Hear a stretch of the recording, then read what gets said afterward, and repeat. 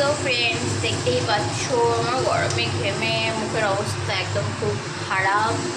কারণ আমি একটা জিনিস বানাচ্ছি, তোমাদেরকে দেখাবো। দাঁড়াও, আজকে তো সানডে, তো দুপুরবেলা তো সেরকম কিছু ছিল না।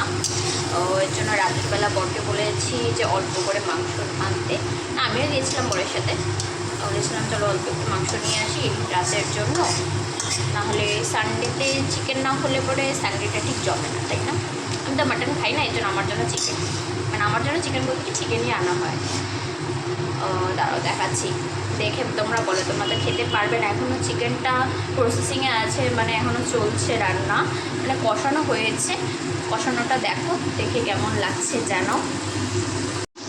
এই তো দেখো, চিকেন কষানো হচ্ছে, কেমন লাগছে দেখে অবশ্যই কমেন্টে জানিও। আর যারা খাবে ঝটপট চলে আসো। আর কি বলবো, দেখো ফ্রেন্ডস, এখন আমার রান্নাটা পুরোটা কমপ্লিট হয়ে গেছে। এখন দেখতে কেমন লাগছে জানাও। আর আমি কিন্তু গ্রেভিটা কমই রেখেছি, যেহেতু একটু কষা কষা চেয়েছি ব্যাপারটা, একটু ঝাল ঝাল হবে ব্যাপারটা, এর জন্যই। দেখে জানাও কেমন লাগছে, কেমন হয়েছে দেখতে। তো দেখো ফ্রেন্ডস, এখানে বরের জন্য বেড়ে নিয়েছি চিকেন আর ভাত। তো চলো রিভিউ শুনে নেওয়া যাক। অনেকদিন পরে চিকেন বানালাম, কেমন হয়েছে চিকেনটা। হ্যাঁ,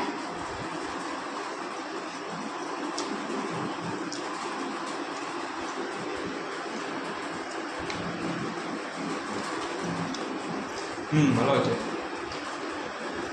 সিদ্ধটা ঠিক আছে। অনেক রাত হয়ে গেছে, বেশি দেরি না করে চলো খেয়ে নেওয়া যাক। আবার দেখা হচ্ছে পরের ভিডিওতে।